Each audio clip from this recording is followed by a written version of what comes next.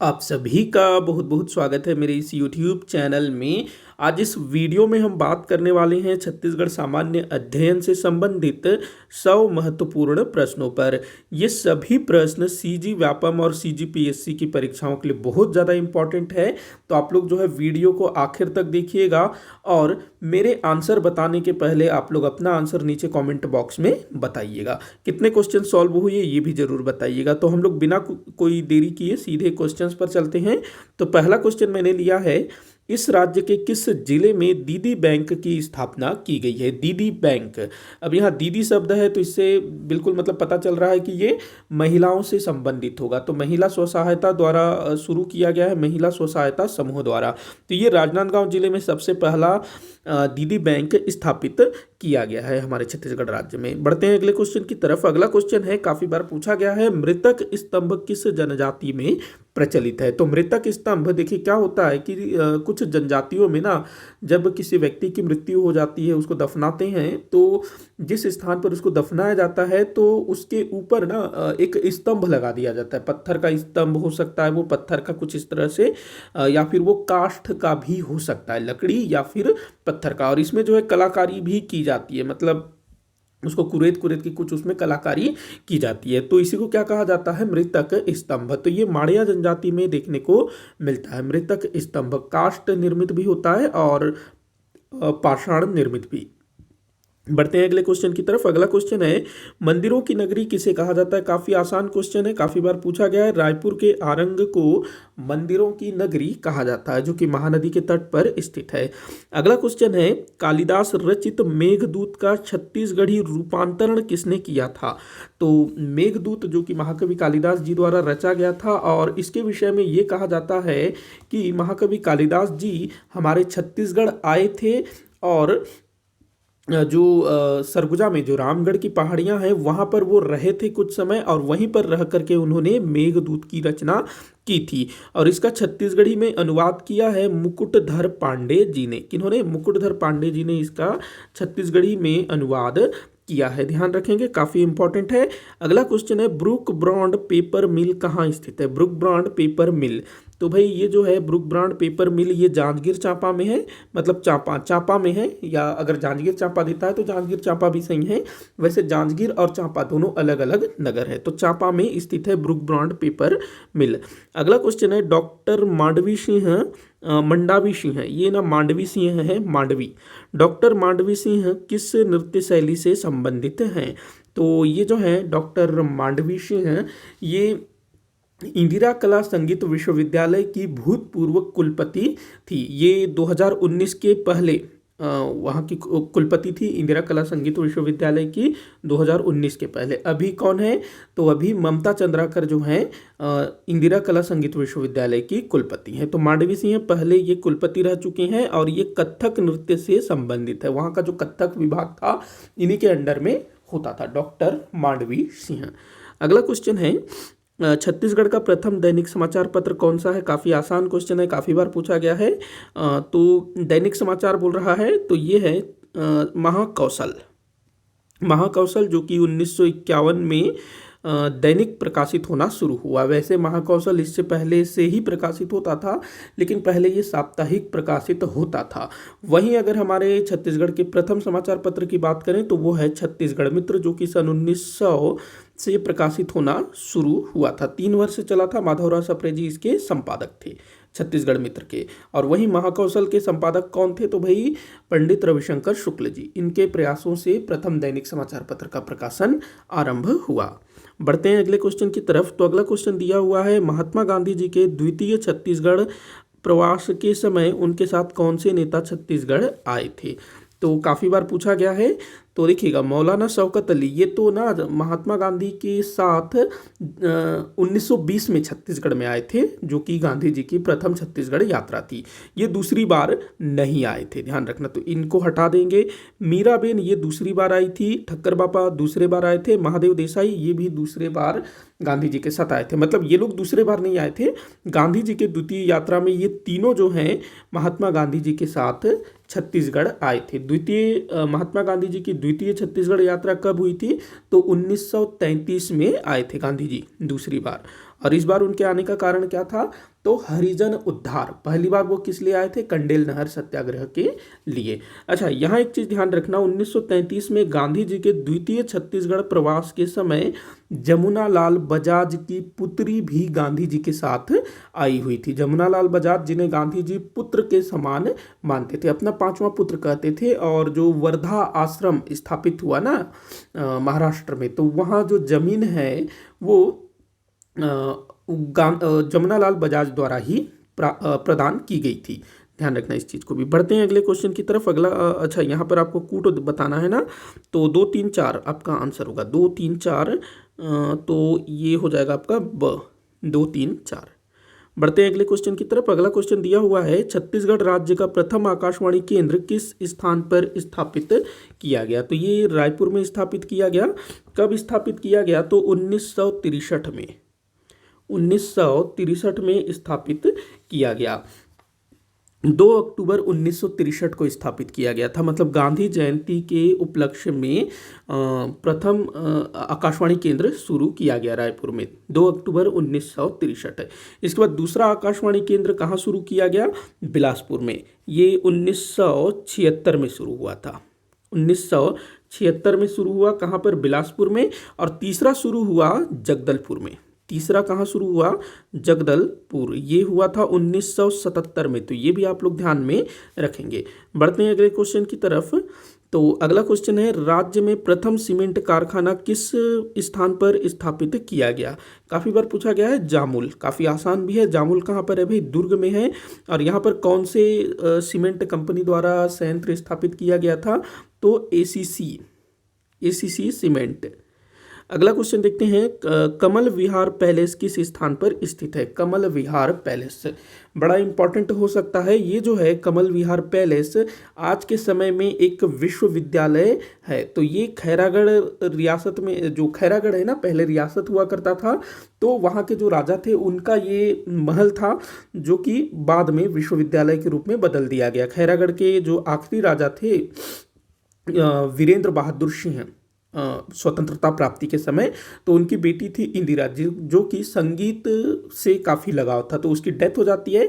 तो उसकी याद में जो है उन्होंने विश्वविद्यालय स्थापित किया, जिसको नाम दिया इंदिरा कला संगीत विश्वविद्यालय। और यह विश्वविद्यालय कहाँ संचालित है, कमल विहार पैलेस में। मतलब कि राजा वीरेंद्र बहादुर ने अपने महल को विश्वविद्यालय के लिए अर्पित कर दिया।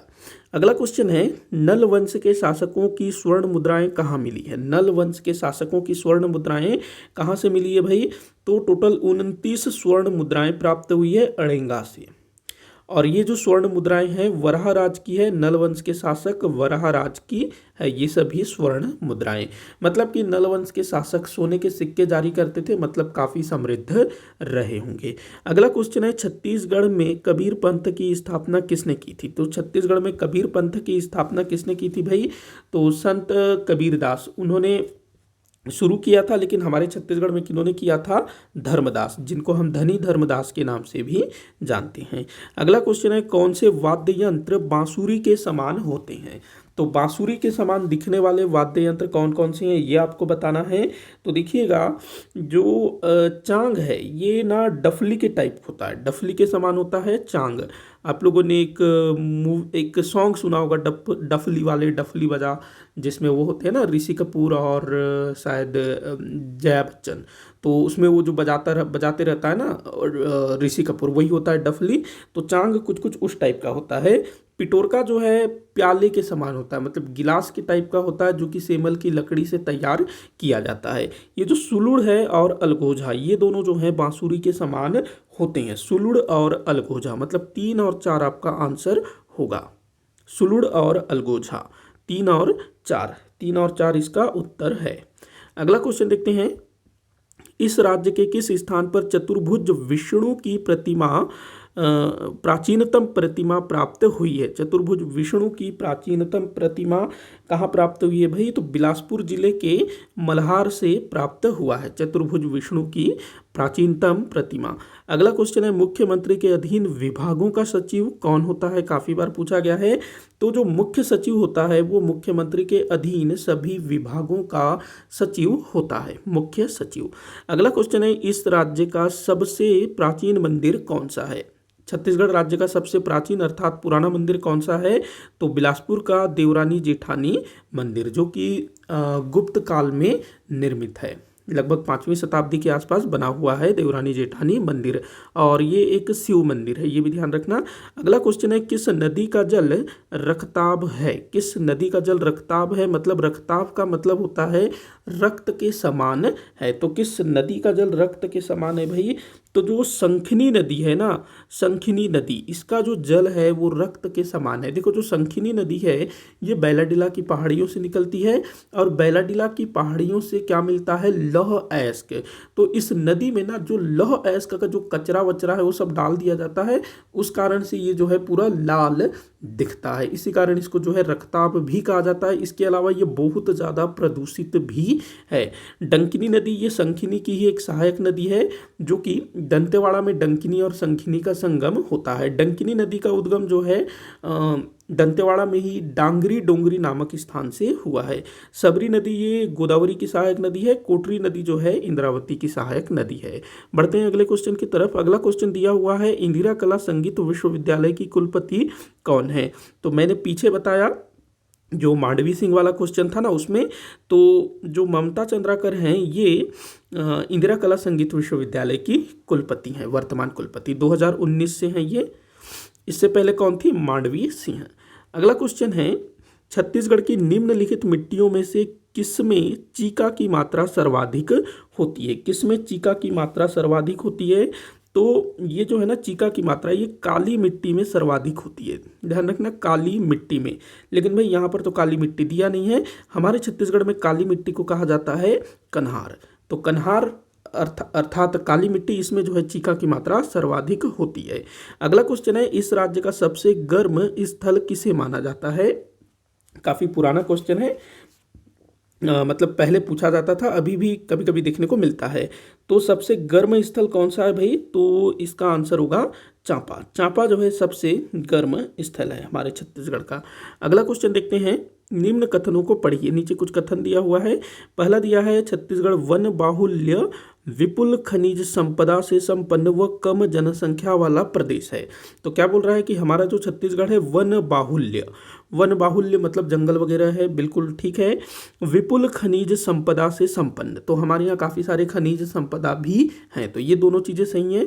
अगला दिया है, कम जनसंख्या घनत्व वाला प्रदेश है। तो हमारा छत्तीसगढ़ जो है कम जनसंख्या वाला, मतलब कम जनसंख्या घनत्व वाला प्रदेश है, ये भी बिल्कुल सही है, मतलब कि पहला कथन बिल्कुल सत्य है। अगला दिया है, छत्तीसगढ़ की अधिकांश जनता नगरीय क्षेत्र में निवासरत है। नहीं, ऐसा नहीं है। हमारे छत्तीसगढ़ की जो अधिकांश जनता है, जो लगभग 75-76%, वो गांवों में निवास करती है, तो ये गलत हो जाएगा। अगला दिया है, छत्तीसगढ़ एक जनजातीय बाहुल्य प्रदेश है। तो ये बिल्कुल सही है। तो यहाँ आपका आंसर जो है 1 और 3 हो जाएगा, अगर सत्य कथन पूछ रहा होगा तो सही कथन कौन से है यही पूछ रहा है, तो 1 और 3 इसका आंसर होगा। जो दूसरा वाला है वो गलत है। अगला क्वेश्चन है, बस्तर का प्रसिद्ध दशहरा कितने दिनों तक चलता है? तो ये 75 दिनों तक चलता है। सावन महीने में जो हरेली त्यौहार मनाया जाता है, सावन अमावस्या में हरेली त्यौहार, वहाँ से शुरू होकर के अश्विन मास के शुक्ल पक्ष त्रयोदशी तक यह पर्व मनाया जाता है। वैसे बस्तर दशहरा के जो मुख्य रस्म होते हैं ना, जो मेन जो कार्यक्रम होता है, वो लगभग 13-14 दिन तक चलता है अश्विन मास में। जिस टाइम पे दशहरा मनाया जाता है ना, रावण वध, नवरात्रि, तो उसी टाइम पर बस्तर दशहरा के प्रमुख कार्यक्रम होते हैं।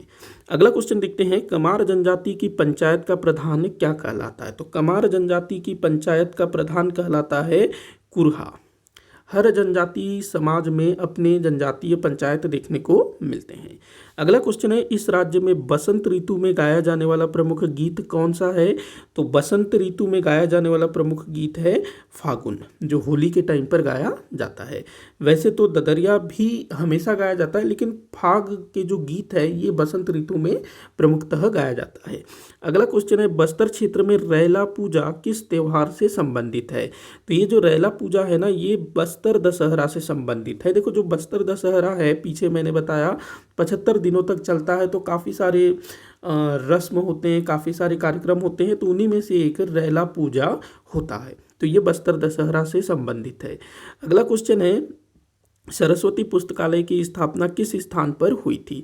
तो भाई इसकी स्थापना हुई थी 1909 में, ठाकुर प्यारेलाल सिंह जी के द्वारा किया गया था, राजनांदगांव में। अगला क्वेश्चन देखते हैं, बस्तर बैंड के संयोजक हैं बस्तर बैंड। बस्तर बैंड के नाम से मतलब एक बैंड बनाया गया है जिसके संयोजक है अनूप रंजन पांडे, और इनको जो है पद्मश्री सम्मान से भी सम्मानित किया गया है अनूप रंजन पांडे को। अगला क्वेश्चन है, इस राज्य में पंडवानी का गुरु गायक किसे माना जाता है? तो पंडवानी का गुरु गायक माना जाता है झाड़ू राम देवांगन को, पंडवानी के गुरु गायक। अगला है, लव कुश के जन्म स्थली के रूप में कौन सा स्थल प्रसिद्ध है? तो भाई ये आसान क्वेश्चन है, तुरतुरिया को जो है लव कुश की जन्म स्थली माना जाता है। अगला क्वेश्चन है, नगरीय स्थानीय शासन का कौन सा लक्षण छत्तीसगढ़ में विद्यमान नहीं है? तो ये काफ़ी पुराना क्वेश्चन है, मतलब कि पुराने क्वेश्चन पेपर से मैंने इसको उठाया है। तो देखिएगा, हमारे छत्तीसगढ़ में नगर निगम है, नगर पालिका है, नगर पंचायत है, लेकिन नगर समिति जैसा कोई भी चीज़ नहीं है। तो आंसर हो जाएगा द नगर समिति। अगला क्वेश्चन है, एशिया की सबसे बड़ी इमली मंडी किसे माना जाता है? एशिया की सबसे बड़ी इमली मंडी, तो ये जो है बस्तर जिले के जिला मुख्यालय में स्थित है, मतलब कि जगदलपुर में स्थित है। एशिया की सबसे बड़ी इमली मंडी, बस्तर में इमली भी काफ़ी पाया जाता है। अगला क्वेश्चन है, एशिया का प्रथम जीव मंडल किसे घोषित किया गया था? तो एशिया का पहला जैव मंडल मतलब कि बायोस्फीयर रिजर्व ये घोषित किया गया था कांगेर घाटी को, जो अभी कांगेर घाटी राष्ट्रीय उद्यान के रूप में है ना। इसको जो है एशिया में पहला बायोस्फीयर रिजर्व घोषित किया गया था, लेकिन बाद में जो है इसको बायोस्फीयर का दर्जा समाप्त कर दिया गया। तो अभी ये केवल जो है राष्ट्रीय उद्यान है, लेकिन सबसे पहला बायोस्फीयर रिजर्व इसे ही घोषित किया गया था। अभी हमारे छत्तीसगढ़ में बायोस्फीयर रिजर्व कौन है? अचानकमार अभ्यारण्य। अगला क्वेश्चन देखते हैं, इंदिरा कला संगीत विश्वविद्यालय का उद्घाटन किसके द्वारा हुआ था? तो इंदिरा कला संगीत विश्वविद्यालय जो कि हमारे छत्तीसगढ़ का प्रथम विश्वविद्यालय था, तो इसका जो उद्घाटन हुआ था सन 1956 में। ये कहाँ पर है भाई? खैरागढ़ राजनांदगांव में। तो इसका उद्घाटन हुआ था प्रियदर्शिनी इंदिरा गांधी के द्वारा। ये जो है ना प्रियदर्शिनी इंदिरा गांधी, उस टाइम पे मतलब कोई मंत्री कुछ नहीं थी, लेकिन जो खैरागढ़ के जो राजा थे भाई, जितने भी राजे महाराजा थे, वो कांग्रेस के प्रति अपना एक तरह से वो दिखा रहे थे, भक्ति दिखा रहे थे, क्योंकि सारे राजा महाराजाओं का राज छीन लिया गया था, तो सबको जो है कुछ ना कुछ पद चाहिए था। और खैरागढ़ के जो राजा थे वो मध्य प्रदेश राज्य में मंत्री भी हुआ करते थे।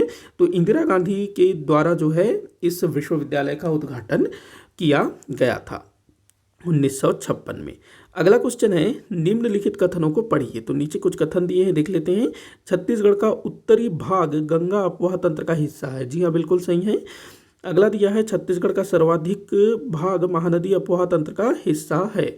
ये भी बिल्कुल सही है। देखो, रायपुर संभाग हो गया, दुर्ग संभाग हो गया, बिलासपुर संभाग हो गया, ये तीनों जो हैं महानदी अपवाह तंत्र के अंतर्गत आते हैं। इसके अलावा जो कोरिया जिला हो गया, सरगुजा संभाग के भी कुछ क्षेत्र जो है महानदी अपवाह तंत्र में आते हैं। वहीं बस्तर संभाग का जो कांकेर क्षेत्र है वो भी जो है महानदी अपवाह तंत्र का हिस्सा है। तो ये सबसे बड़ा अपवाह तंत्र है। अगला दिया है, छत्तीसगढ़ का दक्षिणी भाग गोदावरी अपवाह तंत्र का हिस्सा है। ये भी सही है। तो यहाँ तीनों कथन सही हो जाएगा, मतलब कि 1, 2, 3 सही है। इसका उत्तर होगा। अगला क्वेश्चन देखते हैं, छत्तीसगढ़ में मानसून सबसे कहाँ आता है? सबसे कहाँ आता है, क्या बोल रहा है? अच्छा, सबसे पहले होना चाहिए था, सबसे पहले कहाँ आता है? तो हमारे छत्तीसगढ़ में मानसून सबसे पहले कहाँ आता है भाई? तो ये आता है दंडकारण्य के पठार में, अथवा इसको हम लोग बोल सकते हैं बस्तर क्षेत्र में सबसे पहले मानसून पहुँचता है हमारे छत्तीसगढ़ में। ध्यान रखना इस चीज़ को, सबसे पहले जो है बस्तर क्षेत्र में मानसून आता है, बारिश जो है सबसे पहले वहीं शुरू होती है, बस्तर क्षेत्र अथवा दंडकारण्य का पठार। अगला क्वेश्चन है, निम्न में से कौन दंडकारण्य पठार का भाग नहीं है? तो अबुझमाड़ की पहाड़ियाँ ये जो है दंडकारण्य पठार का भाग है, बस्तर का पठार भी है, कोटरी बेसिन भी है, लेकिन सोन बेसिन ये जो है दंडकारण्य पठार का भाग नहीं है। सोन बेसिन ये तो उत्तरी छत्तीसगढ़ में है, तो कौन नहीं है? तो ये आपका आंसर हो जाएगा अरे यहाँ थोड़ा सा मिस्टेक हो गया, एक मिनट। निम्न में से कौन दंडकारण्य पठार का भाग नहीं है? कोटरी बेसिन जो कि राजनांदगांव में है, ये भी जो है दंडकारण्य पठार का भाग है। तो चौथा जो है नहीं है, तो थोड़ा सा यहाँ मुझसे मिस्टेक हो गया, मतलब ऑप्शन देने में यहाँ पर 4 होना चाहिए था। तो ये अगर यहाँ 4 होता तो ये आपका आंसर होता। अगला क्वेश्चन देखते हैं, सुमेलित करने को बोल रहा है, देख लेते हैं। एक तरफ जो है अभ्यारण्य दिया हुआ है, दूसरी तरफ जिला दिया हुआ है। देखते हैं, सीता नदी कहाँ पर है भाई? सीता नदी अभ्यारण्य धमतरी जिले में है। सीता नदी अभ्यारण्य धमतरी जिले में है। पामेड़ अभ्यारण्य ये बीजापुर जिले में है, तो दूसरा का हो जाएगा 1। बादलखोल अभ्यारण्य ये जसपुर जिले में है, तो तीसरा का 2। उदंती अभ्यारण्य गरियाबंद जिले में है, तो डी का हो जाएगा 3। तो 4 1 2 3 इसका आंसर होगा। 4 1 2 3, 4 1 2 3 कहाँ पर है? ये रहा स। अगला क्वेश्चन देखते हैं, बोधघाट परियोजना किस नदी पर प्रस्तावित है? बोधघाट परियोजना, तो बोधघाट परियोजना जो है काफ़ी पहले से मतलब काफ़ी पुरानी परियोजना है, लेकिन अभी भी यह अटका हुआ है। तो ये इंद्रावती नदी में प्रस्तावित है, बस्तर क्षेत्र में। अगला क्वेश्चन देखते हैं, किस वेद में छत्तीसगढ़ का उल्लेख नहीं मिलता है? तो ऋग्वेद में जो है छत्तीसगढ़ का उल्लेख नहीं मिलता है, और बाकी जो 3 वेद हैं जिनकी रचना उत्तर वैदिक काल में हुई थी, और उत्तर वैदिक काल में वैदिक आर्य जो हैं दक्षिण की ओर बढ़ने लगे थे। तो ऐसी मान्यता है कि इस समय उत्तर वैदिक काल में छत्तीसगढ़ का उल्लेख हुआ है। तो ऋग्वेद में छत्तीसगढ़ के विषय में किसी भी प्रकार की कोई भी जानकारी नहीं मिलती है, लेकिन बाकी तीनों वेदों में सीधे सीधे तो नहीं, लेकिन अलग अलग टाइप से जो है छत्तीसगढ़ के बारे में जानकारी मिलती है। अगला क्वेश्चन है, कौन सुमेलित नहीं है? तो देखते हैं, अमृतधारा हसदो नदी में है, बिल्कुल सही है अमृतधारा जलप्रपात। रानी दरहा जलप्रपात ये सबरी नदी में है, ये भी सही है। केंदई जलप्रपात ये गलत है, ये जो है केंदई जलप्रपात केंदई नदी में है, जो कि हसदो नदी की सहायक नदी है। सातधारा जलप्रपात ये इंद्रावती में है, ये भी बिल्कुल सही है। तो आपका आंसर हो जाएगा स। कौन सुमेलित नहीं है, ये आपको बताना था ना। अगला क्वेश्चन है, रतौना किस जनजाति द्वारा मनाया जाने वाला पर्व है? तो रतौना ये बैगा जनजाति द्वारा मनाया जाने वाला पर्व है, रतौना। अगले क्वेश्चन को देखते हैं, रतनपुर के रायपुर के महादेव घाट में पारंपरिक मेला कब आयोजित होता है? तो रायपुर में है ना महादेव घाट, खारून नदी के तट पर। तो यहाँ पर पारंपरिक मेला कब लगता है ये आपको बताना है। कार्तिक पूर्णिमा के दिन मेला लगता है, कार्तिक पूर्णिमा में यहाँ मेले का आयोजन होता है, मतलब दीपावली के बाद। अगला क्वेश्चन देखते हैं, दुर्ग जिले का गठन किस वर्ष हुआ था? काफ़ी बार पूछा गया है, सन 1906 में दुर्ग जिले का गठन हुआ था। रायपुर जिले से दुर्ग जिले का गठन हुआ था, रायपुर जिले को विभाजित करके। अगला क्वेश्चन है, छत्तीसगढ़ में निजी क्षेत्र की कौन सी थर्मल पावर कंपनी कार्यरत है? निजी क्षेत्र की कौन सी थर्मल पावर कॉरपोरेशन कार्य कर रही है, मतलब निजी क्षेत्र की थर्मल पावर कंपनी? तो कौन है भाई? तो ये है Jindal power limited. Jindal power limited ये जो है हमारे छत्तीसगढ़ में निजी प्राइवेट कंपनी है। अगला क्वेश्चन है, राजनांदगांव का प्राचीन नाम क्या था? राजनांदगांव का प्राचीन नाम क्या था? तो देखो, नांदगांव इसको बोला जाता था, नांदगांव बोला जाता था, लेकिन उसके भी पहले इसको जो है नंदग्राम बोला जाता था। नंदग्राम से ही नांदगांव निकला, और बाद में जो है नांदगांव के आगे राज शब्द जोड़ दिया गया, जिससे ये बन गया राजनांदगांव। कामावतीपुरी ये डोंगरगढ़ का पुराना नाम था। अगला क्वेश्चन है, इस राज्य के किस स्थान पर संसार की पहली रंगशाला निर्मित है? रंगशाला मतलब थिएटर। तो कहाँ पर है ये? सरगुजा जिले में। सरगुजा जिले के सीता बेंगरा गुफा में प्राचीन रंगशाला अर्थात प्राचीन नाट्यशाला स्थित है, जो लगभग 2200 वर्ष पुरानी है। अगला क्वेश्चन देखते हैं, प्रसिद्ध बमलेश्वरी देवी का मंदिर निम्न में से किस रियासत के अंतर्गत था? तो जो देवी बमलेश्वरी जो डोंगरगढ़ में है, तो वो जो है खैरागढ़ रियासत के अंतर्गत आता था रियासत काल में। अगला क्वेश्चन है, ममता चंद्राकर को छत्तीसगढ़ रत्न की उपाधि किसके द्वारा प्रदान किया गया? तो ममता चंद्राकर जो कि वर्तमान समय में इंदिरा कला संगीत विश्वविद्यालय की कुलपति हैं, तो इनको जो है छत्तीसगढ़ रत्न की उपाधि प्रदान की गई है। किनके द्वारा?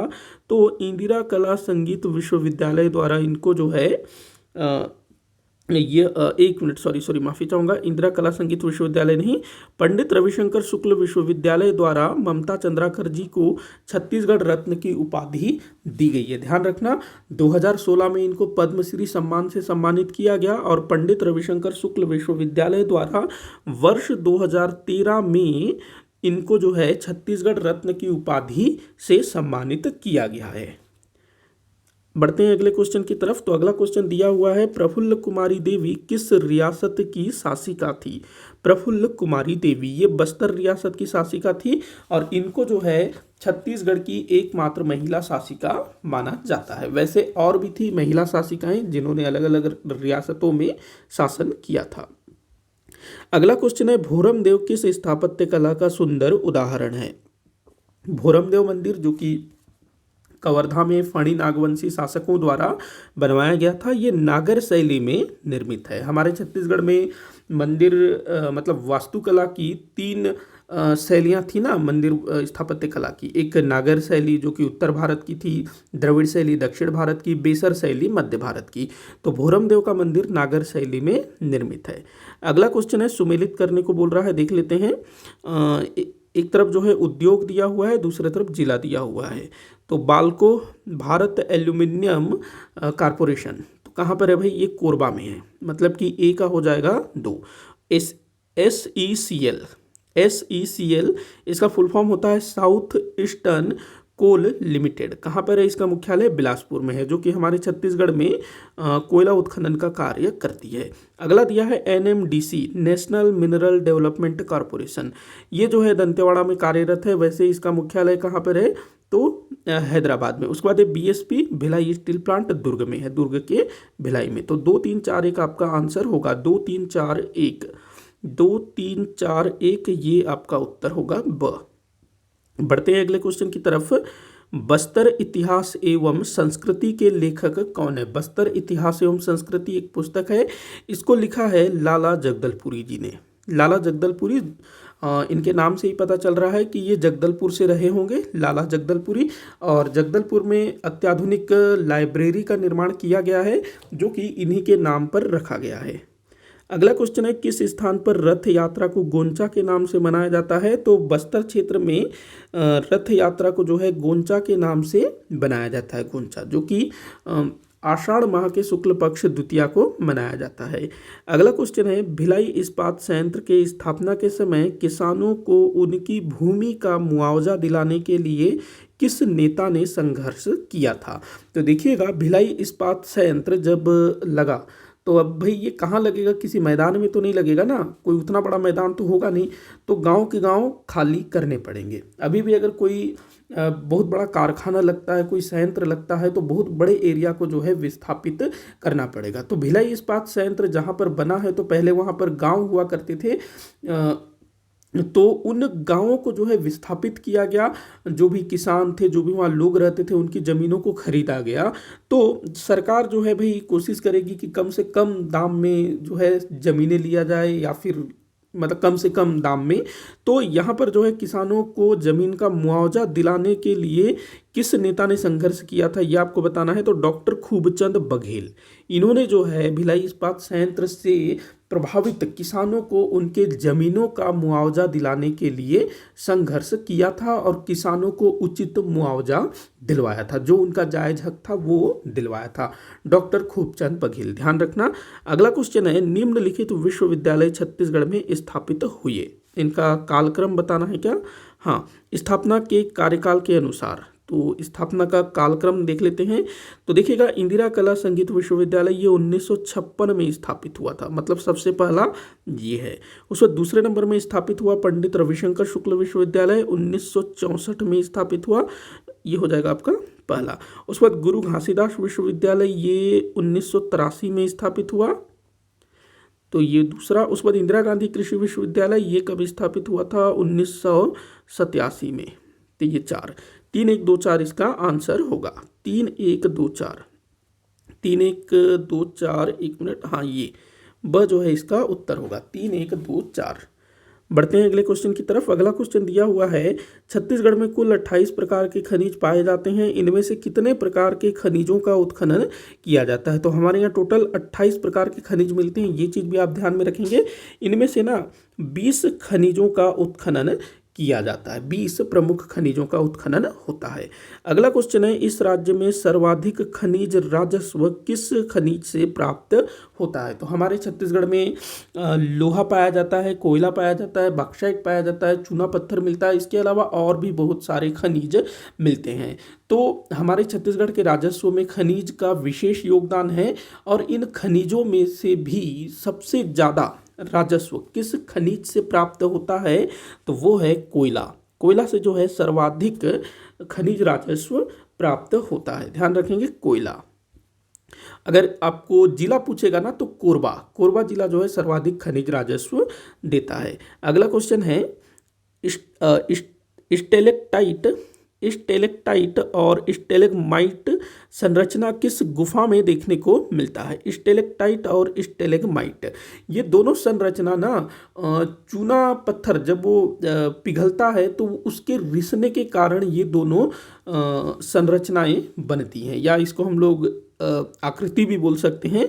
तो देखो, स्टेलेक्टाइट क्या होता है, जो गुफा होता है, गुफा की छत से ना ऐसा नीचे गिरा हुआ जो होगा, लटका हुआ, छत से लटका हुआ, गुफा के छत से लटके हुए आकृति को बोलेंगे स्टेलेक्टाइट, और वहीं नीचे धरातल से ऊपर उठे हुए स्थलाकृति को बोलेंगे स्टेलेगमाइट। ये बनता कैसे है, तो देखिएगा, ये गुफा का छत है, तो गुफा का छत जो गुफा है वो चूने पत्थर का बना हुआ होगा, तो यहाँ से जो चूना जो है वो रिसेगा, टपकेगा, चूना पिघल करके, तो ऐसे टपकेगा और नीचे जा कर के वो इकट्ठा होता जाएगा, तो वो कुछ ऐसा आकृति ले लेगा। वही कुछ चूना जो है वो नीचे पूरा न गिर करके ना ऐसे ही जमते चला जाएगा, तो वो ऐसे बन जाएगा। तो ऐसे वाले को क्या बोलेंगे, छत से लटकने वाले को स्टेलेक्टाइट, और जमीन पर गिर के ऊपर उठे वाले को स्टेलेगमाइट बोला जाएगा। इस तरह के संरचना हमको कहाँ देखने को मिलता है, कुटुमसर की गुफा में। कुटुमसर की गुफा जो कि चूना पत्थर द्वारा निर्मित है, लाइमस्टोन से, ध्यान रखना, ये बस्तर के कांगेर घाटी राष्ट्रीय उद्यान में है कुटुमसर की गुफा। तो यहाँ पर स्टेलेक्टाइट और स्टेलेगमाइट नामक संरचना देखने को मिलती है। कुटुमसर गुफा की खोज किसने की थी, डॉक्टर शंकर तिवारी ने। अगला क्वेश्चन है, आनंद समाज पुस्तकालय कहाँ स्थित है। आनंद समाज पुस्तकालय, तो ये भाई रायपुर में स्थित है, और महात्मा गांधी जी जब हमारे छत्तीसगढ़ में आए थे तो उन्होंने इसी आनंद समाज पुस्तकालय में महिलाओं को लेक्चर दिया था, मतलब कि महिलाओं को संबोधित किया था।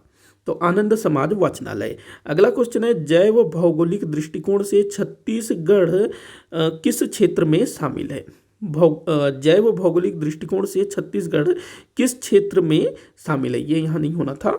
तो हमारा जो छत्तीसगढ़ है वो डेक्कन जैव क्षेत्र में आता है, ध्यान रखेंगे, डेक्कन जैव क्षेत्र में आता है जैव भौगोलिक दृष्टिकोण से। अगला क्वेश्चन है, सविनय अवज्ञा आंदोलन के द्वितीय चरण में गठित वानर सेना से संबंधित नेता थे। तो हमारे छत्तीसगढ़ में रायपुर में सविनय अवज्ञा आंदोलन के द्वितीय चरण के समय वानर सेना गठित किया गया था 1932 में। बिलासपुर में 1930 में गठित हुआ था वानर सेना। तो रायपुर में 1932 में गठित हुआ था वानर सेना। तो इसमें जो है कौन कौन से नेता सम्मिलित थे ये आपको बताना है। तो देखिएगा, बलीराम दुबे, जिनको बलीराम आज़ाद भी कहा जाता है, ये शामिल थे। रामाधर नाई शामिल थे। भगवती चरण शुक्ल शामिल थे। यति यतन लाल जैन ये भी शामिल थे। मतलब कि 1 2 4 5 ये सब शामिल थे। वासुदेव देवरस ये बिलासपुर के थे और इन्होंने जो है बिलासपुर में 1930 में ये जो वानर सेना है गठित किया था। तो बिलासपुर में 1930 में वासुदेव देवरस ने वानर सेना गठित किया। वहीं सविनय अवज्ञा आंदोलन के द्वितीय चरण में अर्थात 1932 में रायपुर में बलिराम आजाद के द्वारा वानर सेना गठित किया गया, जिसमें उनका साथ दिया रामाधर नाई, भगवती चरण शुक्ल और यति यतन लाल जैन ने। तो यहाँ पर आंसर हो जाएगा 1 2 4 5, 1 2 4 5, ये द आपका उत्तर होगा। अगला क्वेश्चन देखते हैं, 1935 में किन राष्ट्रीय नेताओं का छत्तीसगढ़ में आगमन हुआ था। तो देखिएगा 1935 बोल रहा है, तो 1935 में 2 राष्ट्रीय स्तर के नेताओं का छत्तीसगढ़ में आगमन हुआ था। सरदार वल्लभ भाई पटेल की बात करें तो ये सन 1940 में और 1947 में छत्तीसगढ़ की यात्रा पर आए थे। 1940 में ये छत्तीसगढ़ आए और यहाँ पर रायपुर में कांग्रेस भवन का उद्घाटन किया। 1947 में देशी रियासतों के विलय के संबंध में हमारे छत्तीसगढ़ की यात्रा पर आए थे। महात्मा गांधी जी ये भी 2 बार हमारे छत्तीसगढ़ में आए थे, एक बार 1920 में और दूसरी बार 1933 में। डॉक्टर राजेंद्र प्रसाद और पंडित जवाहरलाल नेहरू ये दोनों जो हैं 1935 में छत्तीसगढ़ की यात्रा पर आए थे। दोनों अलग अलग आए थे, ध्यान रखना, दोनों अलग अलग आए थे, लेकिन एक ही महीने में आए थे, दिसंबर में, लेकिन दोनों जो है अलग अलग आए थे, अलग अलग कार्यक्रमों में सम्मिलित होने के लिए। तो डॉक्टर राजेंद्र प्रसाद और पंडित जवाहरलाल नेहरू ये दोनों जो हैं 1935 में छत्तीसगढ़ आए थे। अगला क्वेश्चन देखते हैं। अच्छा, इसका आंसर होगा आपका 3 और 4, 3 और 4। अगला क्वेश्चन है, छत्तीसगढ़ राज्य में चल रही औद्योगिक नीति का समय है।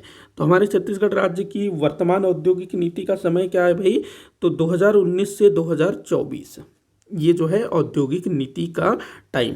अगला क्वेश्चन है, किसका मूल नाम मीनाक्षी है। तो किसका मूल नाम मीनाक्षी मिलता है, तो मिनी माता, इनका जो मूल नाम था मीनाक्षी।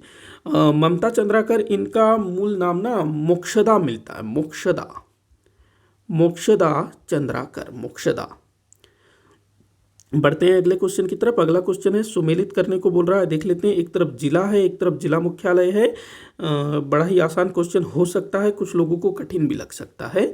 बस्तर जिले का जिला मुख्यालय है जगदलपुर, तो पहले का हो जाएगा 3, इस तरफ लिखते हैं। सरगुजा का जिला मुख्यालय है अंबिकापुर, मतलब इसका हो जाएगा 1। कोरिया का जिला मुख्यालय है मनेन्द्रगढ़, तो ये हो जाएगा 4। कबीरधाम का जिला मुख्यालय कवर्धा, तो 3 1 4 2 आपका आंसर होगा। 3 1 4 2, 3 1 4 2 ये उत्तर होगा ब। अगला क्वेश्चन है, कान्यकुब्ज महासभा के संस्थापक कौन थे। कान्यकुब्ज महासभा, तो इस कान्यकुब्ज महासभा के संस्थापक थे पंडित रविशंकर शुक्ल। कौन थे, पंडित रविशंकर शुक्ल ने कान्यकुब्ज सभा की स्थापना की थी। अगला क्वेश्चन देखते हैं, प्रयाग प्रशस्ति के अनुसार समुद्रगुप्त ने दक्षिणापथ के निम्नलिखित राज्यों को जीता, जिनमें से 2 छत्तीसगढ़ के थे। तो हमारे छत्तीसगढ़ के 2 राज्यों को जीता था भाई, एक कोसल और दूसरा महाकांतर। कोसल और महाकांतर ये प्रयाग प्रशस्ति में ऐसा उल्लेखित है, मतलब कि बिल्कुल अभिलेखीय साक्ष्य मिलता है। कोसल और महाकांतर को जीता था। कोसल के राजा थे महेंद्र और महाकांतर के राजा थे व्याघ्र राज। तो आंसर हो जाएगा 1 और 3, 1 और 3 अर्थात स। अगला क्वेश्चन देखते हैं, छत्तीसगढ़ में सातवाहन वंश के सत्ता का प्रमाण निम्न साक्ष्यों से प्राप्त होता है।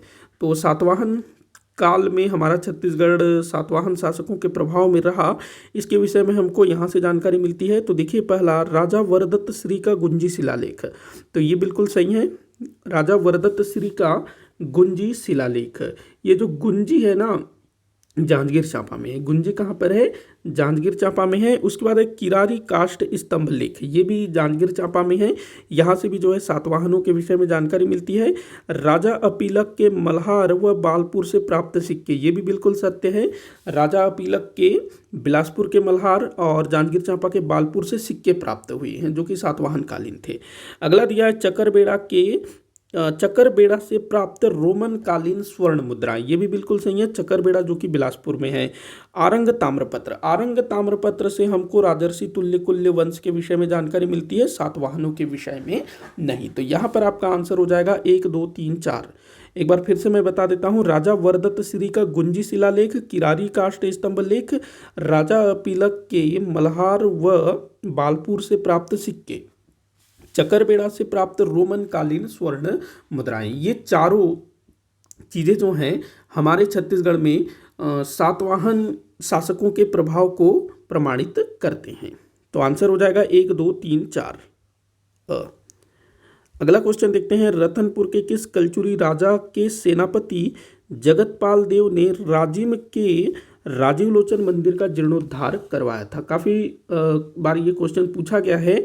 तो पृथ्वीदेव द्वितीय, एक मिनट, पृथ्वीदेव द्वितीय नहीं, हाँ पृथ्वीदेव द्वितीय, पृथ्वीराज द्वितीय यहाँ दिया हुआ है।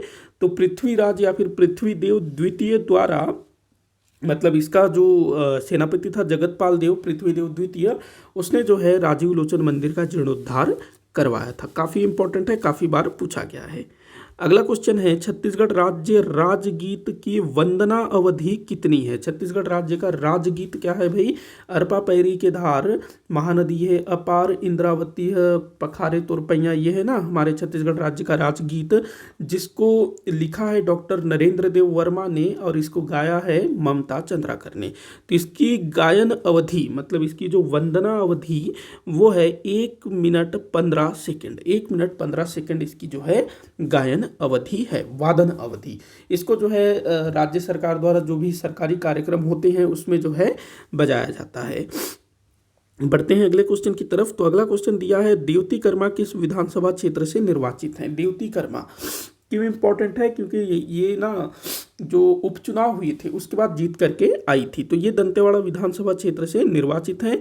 देवती कर्मा महेंद्र कर्मा जी की पत्नी है। महेंद्र कर्मा जिनको 1913 में नक्सलवादियों ने मार दिया था सुकमा के झीरम घाटी में, तो उनकी वाइफ है। और दंतेवाड़ा में उपचुनाव हुए थे। दंतेवाड़ा के जो पहले के जो विधायक थे भीमा मंडावी, जो कि भारतीय जनता पार्टी के थे, 2018 में जो चुनाव हुए छत्तीसगढ़ में, तो उसमें वो जीते थे, लेकिन उनकी हत्या नक्सलवादियों के द्वारा कर दी गई। उसके बाद दंतेवाड़ा में 2019 में उपचुनाव हुए और देवती कर्मा भारतीय राष्ट्रीय कांग्रेस की तरफ से विधायक निर्वाचित हुई। तो ध्यान रखना। इसके अलावा बस्तर में ना चित्रकोट विधानसभा में भी उपचुनाव हुए और मरवाही उपचुनाव, ये भी आप ध्यान में रखना, ऐसे उपचुनाव पूछे जाते हैं। अगला क्वेश्चन है। छत्तीसगढ़ के प्रथम इतिहासकार किन्हें माना जाता है? छत्तीसगढ़ का प्रथम इतिहासकार किसे माना जाता है भाई? तो बाबू रेवाराम को छत्तीसगढ़ का प्रथम क्या कहते हैं इतिहासकार माना जाता है, बाबू रेवाराम। अगला क्वेश्चन है। छत्तीसगढ़ में मराठा प्रशासन में परगना का प्रमुख कौन होता था? बड़ा ही आसान क्वेश्चन है। कमाविसदार जो है परगना शासन में, परगना प्रशासन में कमाविसदार प्रमुख होता था। 1 मिनट, हाँ तो देखते हैं अगला क्वेश्चन। अगला क्वेश्चन है। दयाशंकर नाग द्वारा लिखा गया ट्राइबल इकोनॉमी किस पर आधारित है? तो ट्राइबल इकोनॉमी जो कि दयाशंकर नाग द्वारा लिखा गया है, तो ये जनजातियों पर आधारित पुस्तक है। तो ये किन जनजातियों पर लिखा गया था? तो ये बैगा जनजातियों के ऊपर लिखा गया है। ध्यान रखना, ट्राइबल इकोनॉमी। अगला क्वेश्चन है। छत्तीसगढ़ में 1857-58 के विद्रोह के संबंध में कौन सा कथन सत्य नहीं है? तो कौन सा कथन सत्य नहीं है ये आपको बताना है। पहला दिया है सोना खान का जमींदार इस विद्रोह का प्रथम शहीद था, बिल्कुल सही है। बिलाईगढ़, भटगांव और देवरी के जमींदार विद्रोह में शामिल थे? नहीं, ये विद्रोह में शामिल नहीं थे, बल्कि ये जो विद्रोही थे, मतलब कि जो वीर नारायण सिंह थे, उनके खिलाफ अंग्रेजों का साथ दे रहे थे। तो ये गलत होगा, यही आपका आंसर होगा। अगला भी देख लेते हैं। हनुमान सिंह ने तीसरी रेजिमेंट रायपुर हनुमान सिंह ने तीसरी रेजिमेंट रायपुर में मेजर सिडवेल की हत्या की, बिल्कुल सही है। विद्रोह के अपराध में 17 सिपाहियों को मृत्युदंड दिया गया, ये भी सही है। तो आपका आंसर क्या हो जाएगा? ब। ये जो बिलाईगढ़, भटगांव, देवरी, यहाँ के जो जमींदार थे अंग्रेजों का साथ दिया था वीर नारायण सिंह के विरुद्ध। अगला क्वेश्चन है, इस राज्य में गन्ने की पूजा कब की जाती है? गन्ने की पूजा कब की जाती है इस राज्य में? तो कार्तिक शुक्ल पक्ष एकादशी को, कार्तिक शुक्ल पक्ष एकादशी को, जिसको कि देव उठनी के रूप में मनाया जाता है, देव उठनी के रूप में मनाया जाता है। कार्तिक शुक्ल पक्ष एकादशी को दिवाली के कुछ दिनों के बाद इसको जो है मनाया जाता है, गन्ने की पूजा की जाती है। इसके अलावा जो है शकरकंदी की भी इस समय पूजा होती है। और पूरे छत्तीसगढ़ में ना गन्ने की पूजा होती है विशेष रूप से, ये ध्यान रखना। शकरकंदी कुछ कुछ स्थानों में पूजा की जाती है। अगला क्वेश्चन है, कोया जनजाति का संकेंद्रण राज्य के किस भाग में है? कोया जनजाति, तो ये ना दक्षिणी भाग में देखने को मिलता है। कोया जनजाति जो है दक्षिणी छत्तीसगढ़, उसके बाद महाराष्ट्र और आंध्र प्रदेश, तेलंगाना में भी देखने को मिलते हैं। जो छत्तीसगढ़ से लगे हुए जो क्षेत्र है ना, महाराष्ट्र का, आंध्र प्रदेश का, तेलंगाना, तो वहाँ पर कोया जनजाति का संकेंद्रण है। अगला क्वेश्चन है, शिल्पग्राम कहाँ स्थापित है? शिल्पग्राम, तो ये कोंडागांव जिले में स्थापित है शिल्पग्राम। कोंडागांव अगर आप कभी जाएंगे ना तो देखिएगा सड़क के किनारे ना काफ़ी सारे जो शिल्पकारों के जो दुकान होगा, शॉप होगा, वो आपको देखने को मिलेगा। अगला क्वेश्चन है, बिलाई माता का मंदिर किस जिले में स्थित है? काफ़ी फेमस है, धमतरी जिले में है बिलाई माता का मंदिर। अगला क्वेश्चन है, टाइगर किड नाम से विख्यात चेंद्रूराम मंडावी का संबंध किस जिले से था? तो इनका संबंध था नारायणपुर जिले से। नारायणपुर जिले में एक क्षेत्र है गढ़ बंगाल, तो यहाँ से इनका संबंध था चेंद्रूराम मंडावी का। दरअसल हुआ ये था कि जो चेंद्रूराम मंडावी जब छोटे थे तो इन्होंने जंगल से एक टाइगर को उठा लाए थे अपने साथ, और उसको जो है बिल्कुल पाला, जैसे हम लोग कुत्ते बिल्ली पालते हैं, तो उस तरह से इन्होंने जो है टाइगर को पाला बचपन से ही। और वह टाइगर बड़ा हुआ तो बिल्कुल उनके साथ जो है नॉर्मली रहता था, जैसे कुत्ते बिल्ली रहते हैं ना वैसे ही। तो इस कारण से चेंद्रूराम मंडावी टाइगर किड के नाम से फेमस हुए। अभी इनकी डेथ हो चुकी, मतलब काफ़ी अच्छी लाइफ इन्होंने जी, बूढ़े हो गए, डेथ हो गई। काफ़ी ये पहले की बात है, लगभग 1950-55 की बात है ये। अगला क्वेश्चन है, चीनी यात्री वेनसोंग ने अपने यात्रा वृत्तांत में इस क्षेत्र का उल्लेख किस नाम से किया है? तो चीनी यात्री वेनसोंग जो कि महाशिवगुप्त बालार्जुन के शासनकाल में छत्तीसगढ़ की यात्रा पर आया था, और इसने जो है अपना यात्रा वृत्तांत लिखा जिसका नाम है सी यू की, इसका यात्रा वृत्तांत, जिसमें इसने पूरे भारत के विषय में लिखा कि वो कहाँ कहाँ गया, क्या क्या इसने देखा, सारा कुछ। तो इसने छत्तीसगढ़ के बारे में भी लिखा। तो छत्तीसगढ़ को इसने किस नाम से लिखा है? तो जिस समय ये छत्तीसगढ़ आया उस समय छत्तीसगढ़ को कोसल कहा जाता था, लेकिन इसने कोसल नहीं लिखा है, दक्षिण कोसल भी नहीं लिखा है, दक्षिणापथ भी नहीं लिखा है, मतलब इनमें से कोई नहीं इसका आंसर होगा। अब प्रश्न ये उठता है कि वेनसोंग ने नहीं इस क्षेत्र को कोसल कहा, नहीं दक्षिण कोसल कहा, नहीं दक्षिणापथ कहा, तो आखिर इस क्षेत्र को उसने किस नाम से उल्लेखित किया है? अब देखो ये था चाइनीज। अब चाइनीज लोग जो है भारतीय भाषा को, मतलब जो हमारी हिंदी भाषा या पहले की जो भाषा थी उसको सही तरीके से उच्चारण नहीं कर पाते थे। उस समय छत्तीसगढ़ को कोसल बोला जाता था। इसको बताया गया कि भाई ये कोसल है, तो ये जो है कोसल बोल नहीं पाया, कोसल को बोला इसने कियासलो। क्या बोला? कियासलो। तो इसने अपनी पुस्तक में इस क्षेत्र को लिखा है कियासलो, कि मतलब मैं कियासलो गया, ऐसा इसने लिखा होगा। वहाँ का राजा था पांडुवंश का शासक महाशिवगुप्त बालार्जुन। अब अगर महाशिवगुप्त बालार्जुन का नाम इसने अगर लिखा होगा तो आप लोग सोच सकते हो कि उसको किस तरह से लिखा होगा। पढ़ते हैं अगले क्वेश्चन की तरफ। अगला क्वेश्चन है, फुगड़ी क्या है? तो फुगड़ी ना एक प्रकार का खेल है जो कि बालिकाओं द्वारा खेला जाता है, लड़कियों के द्वारा, और लड़कियों के द्वारा खेला जाने वाला सबसे प्रसिद्ध खेल इसको माना जाता है। अगला क्वेश्चन है, छत्तीसगढ़ में मराठा शासन के अंतर्गत सूबा व्यवस्था में निम्नलिखित सूबेदार ने शासन किया। तो देखो महिपत राव ये सबसे पहला था, विट्ठल राव दिनकर, इसके बाद आया बीकाजी गोपाल, इसके बाद आया। तो अगर कूट मिलाने को बोलेगा तो 3-1-2 इसका आंसर होगा, 3-1-2। तो देखते हैं, 1 मिनट, सॉरी, हाँ 3-1-2 होना चाहिए, विट्ठल राव दिनकर फिर बीकाजी गोपाल, 3-1-2, तो ब इसका उत्तर होगा।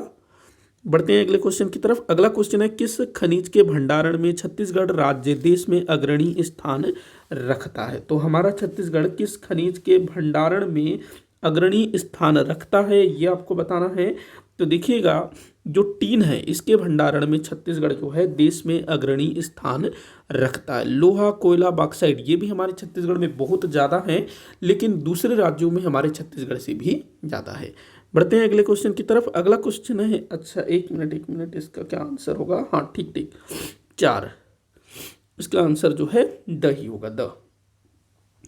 अच्छा यहाँ पर ऐसा दिया है ना, हाँ इसका आंसर क्या होगा? टीन ही इसका आंसर होगा। बढ़ते हैं अगले क्वेश्चन की तरफ। तो अगला क्वेश्चन है, कौन से कथन भतरा नाट के संबंध में सही नहीं है? देख लेते हैं कौन से कथन भतरा नाट के संबंध में सही नहीं है। एक बड़े रंगमंच पर खेला जाता है, तो भाई ये गलत है, सही नहीं है। इसकी विषय वस्तु पौराणिक गाथाओं पर आधारित है, ये सही है। इसमें स्त्री और पुरुष दोनों भाग लेते हैं, ये सही नहीं है, गलत है। नाटक के पात्रों का मेकअप नहीं होता, ये भी गलत है। तो यहाँ पर 1, 3, 4 ये गलत है।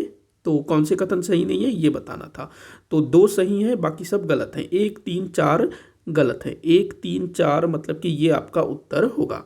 बढ़ते हैं अगले क्वेश्चन की तरफ। अगला क्वेश्चन दिया हुआ है, चूना पत्थर से प्राप्त होने वाले खनिज राजस्व में किस जिले का योगदान सर्वाधिक होता है? तो बलौदाबाजार यहाँ पर जो है चूना पत्थर काफ़ी पाया जाता है और खनन भी काफ़ी होता है, और यहाँ पर बहुत सारे सीमेंट फैक्ट्रियाँ भी हैं, क्योंकि चूना पत्थर जहाँ होगा वहाँ सीमेंट फैक्ट्री भी होगा, क्योंकि सीमेंट फैक्ट्री के लिए जो कच्चा माल है वो क्या है? चूना पत्थर। तो बलौदाबाजार से चूना पत्थर से बहुत ज़्यादा खनिज प्राप्त होता है, मतलब कि खनिज राजस्व। अगला क्वेश्चन है, जनजातीय समाज में पारद अथवा पारधी से आशय है? तो पारद अथवा पारधी ये जो है शिकार को कहा जाता है, शिकार, आखेट। अगला क्वेश्चन है, लांदा किस जनजाति का प्रमुख पेय पदार्थ है? तो भाई ये गोंड जनजाति का प्रमुख पेय पदार्थ है लांदा। अगला क्वेश्चन है, कौन सुमेलित नहीं है? तो देखना है आपको कौन सी जोड़ी सुमेलित नहीं है। तो यहाँ पर थोड़ा सा जो है बीच में मतलब स्पेस सही तरीके से नहीं आ पाया है, माफ़ी चाहूँगा। एक तरफ लोकगीत दिया हुआ है, एक तरफ विषय वस्तु। तो भरथरी ढोला मारू की कथा नहीं, भरथरी जो है ये राजा भरथरी और रानी पिंगला की गाथा है, न कि ढोला मारू की कथा। तो ये आपका गलत होगा। तो कौन सुमेलित नहीं है वो आपको बताना था, तो यही सुमेलित नहीं है, तो यही आपका आंसर होगा। अगला देख लेते हैं, चंदैनी लोरिक चंदा की कथा बिल्कुल सही है, पंडवानी महाभारत की कथा सही है, ददरिया प्रेम गीत, तो तीनों सही है। अ जो है गलत है। भरथरी राजा भरथरी और रानी पिंगला की गाथा पर आधारित है। अगला क्वेश्चन है, डॉक्टर रमन सिंह कितनी बार छत्तीसगढ़ राज्य के मुख्यमंत्री रह चुके हैं? तो भाई 3 बार ये छत्तीसगढ़ के मुख्यमंत्री रह चुके हैं। 2003 से 2008, 2008 से 2013 और 2013 से 2018 तक, 3 बार, 15 वर्ष। अगला क्वेश्चन है, छेरछेरा पर्व के संबंध में क्या सत्य है? ये आपको बताना है कौन सा कथन सत्य है। तो पहला है, यह पौष पूर्णिमा के दिन मनाया जाता है, बिल्कुल सही है। बच्चे घर घर जाकर दान एकत्र करते हैं, ये भी सही है। कृषि उपकरणों की पूजा होती है, ये गलत है। कृषि उपकरणों की पूजा हरेली अमावस्या को होती है। अगला है, बस्तर क्षेत्र में लड़कियां तारा गीत गाती हैं, ये भी सही है। इस दिन स्वादिष्ट व्यंजन तैयार किया जाता है, ये गलत है। इस दिन स्वादिष्ट व्यंजन तैयार नहीं होता है। हाँ ये है, लेकिन जो बच्चे जो दान एकत्र करते हैं ना, उसको अपने हिसाब से वो लोग बना करके खाते हैं, पिकनिक टाइप का। लेकिन ऐसा नहीं कि कोई विशेष प्रकार के पकवान व्यंजन तैयार होते हैं, नहीं। बच्चे अपने हिसाब से जिसको जैसा आता है, कई स्थानों पर बच्चे क्या करते हैं, किसी बड़े की हेल्प ले लेते हैं, लेकिन कोई विशेष प्रकार के व्यंजन बनाने का रिवाज नहीं है। तो यहाँ पर 3 और 5 जो है गलत हो जाएंगे, 1, 2 और 4 यहाँ पर सही होंगे। 1, 2, 4 स आपका उत्तर होगा। अगला क्वेश्चन देखते हैं, छत्तीसगढ़ में किस त्योहार को प्रथम त्योहार माना जाता है? तो हरेली, जो कि सावन अमावस्या को मनाया जाता है, किसानों द्वारा मनाया जाने वाला सबसे प्रमुख त्यौहार है, और छत्तीसगढ़ का यह प्रथम त्यौहार माना जाता है, हरेली त्यौहार। वैसे तो आखा तीज ये हरेली के पहले मनाया जाता है, लेकिन हरेली जो है सबसे पहला प्रथम त्यौहार माना जाता है। अगला क्वेश्चन देखते हैं, राजस्व प्रशासन में जिले से छोटी इकाई होती है। राजस्व प्रशासन में जिले से छोटी इकाई कौन होता है भाई? तो अनुविभाग। सबसे पहले जो है कौन होता है? जिला होता है, उसके बाद अनुविभाग होता है, उसके बाद तहसील होता है। जो जिला होता है उसका प्रमुख कौन होता है? कलेक्टर। अनुविभाग अर्थात इसको अंग्रेजी में बोलते हैं सब डिवीज़न, इसका जो प्रमुख अधिकारी होता है डिप्टी कलेक्टर, जिसका चयन पीएससी द्वारा होता है ना, राज्य प्रशासनिक सेवा का अधिकारी होता है डिप्टी कलेक्टर, तो वो जो है अनुविभाग का प्रमुख अधिकारी होता है। तहसील का प्रमुख अधिकारी कौन होता है? तहसीलदार। बढ़ते हैं अगले क्वेश्चन की तरफ। अगला क्वेश्चन है, किस स्थान पर राज्य शासन द्वारा चक्रधर समारोह का आयोजन किया जाता है? तो रायगढ़ में किया जाता है चक्रधर समारोह का आयोजन। अब कमेंट करके बताइएगा कि रायगढ़ में चक्रधर समारोह कब से आयोजित किया जा रहा है। अगला क्वेश्चन देखते हैं, इस राज्य में धारवाड़ सैल समूह का विस्तार है। धारवाड़ सैल समूह का विस्तार कहाँ पर है आपको बताना है। तो देखिए, धारवाड़ सैल समूह का विस्तार दंडकारण्य के पठार में है, जहाँ उसके बाद मैकल पर्वत श्रेणी में भी धारवाड़ सैल समूह का विस्तार देखने को मिलता है। बाकी छत्तीसगढ़ के मैदान में कडप्पा सैल समूह, उसके बाद पूर्वी बघेलखंड के पठार में गोंडवाना सैल समूह। तो यहाँ आपका आंसर हो जाएगा 2, 1 और 2। देखो, दंडकारण्य का पठार, मैकल पर्वत श्रेणी, यहाँ पर धारवाड़ पर्वत श्रृंखला है, मतलब धारवाड़ सैल समूह है, तो यहाँ पर जो है लौह अयस्क प्राप्त होता है। तो आपका आंसर हो जाएगा 1 और 2। 1 और 2 अर्थात अ आपका उत्तर होगा। अगला क्वेश्चन देखते हैं, राज्य के कबीरपंथी प्रतिवर्ष माघ पूर्णिमा को निम्न स्थानों पर मेलों का आयोजन करते हैं कबीरपंथियों के द्वारा। तो कहाँ कहाँ पर मेले का आयोजन होता है भाई? एक तो कुदुरमाल में होता है, दूसरा दामाखेड़ा में होता है। कब? माघ पूर्णिमा के दिन। तो 1 और 3 इसका आंसर होगा, 1 और 3 अर्थात ये स। बढ़ते हैं अगले क्वेश्चन की तरफ। तो अगला क्वेश्चन दिया हुआ है, राज्य की लोक चित्रकला निम्नलिखित है। तो हमारे राज्य की प्रमुख लोक चित्रकला एक तो सवनाही है, नोहडोरा है, घर श्रृंगार है, रंगोली भी हमारे यहाँ बनाया जाता है, लेकिन ये हमारे राज्य से संबंधित नहीं है, बाहर से आया है। तो यहाँ हम लोग जो है 1, 2, 3 को ले सकते हैं, मतलब कि 1, 2, 3 रंगोली को नहीं लिया जा सकता। तो ये आपका आंसर होगा ब। बढ़ते हैं अगले क्वेश्चन की तरफ। अगला क्वेश्चन दिया है, सुमेलित करने को बोल रहा है। एक तरफ मेला, दूसरी तरफ समय दिया हुआ है। तो राजिम का मेला कब लगता है भाई? राजिम में राजीव लोचन मंदिर है, तो ये जो है माघ पूर्णिमा को लगता है, माघ पूर्णिमा को। उसके बाद महादेव मेला अथवा इसको हम बोल सकते हैं महादेव घाट का मेला, ये कार्तिक पूर्णिमा को लगता है। पीछे क्वेश्चन आया था शायद ना, महादेव घाट का मेला कार्तिक पूर्णिमा। उसके बाद डभरा मेला ये रामनवमी के टाइम पर लगता है। डभरा का मेला। कुटीघाट मेला बसंत पंचमी को लगता है। कुटीघाट मेला बसंत पंचमी को हम बोल सकते हैं, क्या कह सकते हैं, और माघ पंचमी भी बोल सकते हैं। तो इसका आंसर होगा 4, 1, 2, 3। 4, 1, 2, 3। राजिम का मेला माघ पूर्णिमा को, महादेव घाट का मेला कार्तिक पूर्णिमा को, डभरा मेला रामनवमी को, कुटीघाट मेला बसंत पंचमी को। 4, 1, 2, 3। 4, 1, 2, 3 ये आपका आंसर होगा अ। देखते हैं इस वीडियो का आखिरी क्वेश्चन। सविनय अवज्ञा आंदोलन के समय किस जंगल सत्याग्रह में पुलिस ने बर्बरता दिखाई थी? काफ़ी बार पूछा गया ये क्वेश्चन। तो ये जो है ना रुद्री नवागांव में हुआ था। जंगल सत्याग्रह 1930 में हुए थे हमारे छत्तीसगढ़ में, और ये जो रुद्री नवागांव जंगल सत्याग्रह है ये धमतरी में हुआ था, और यहाँ पर नेतृत्व कर रहे थे बाबू छोटेलाल श्रीवास्तव। और यहाँ जो है पुलिस द्वारा गोली चालन का आदेश दे दिया जाता है, जिसमें एक सत्याग्रही सिंधु कुमार शहीद हो जाते हैं।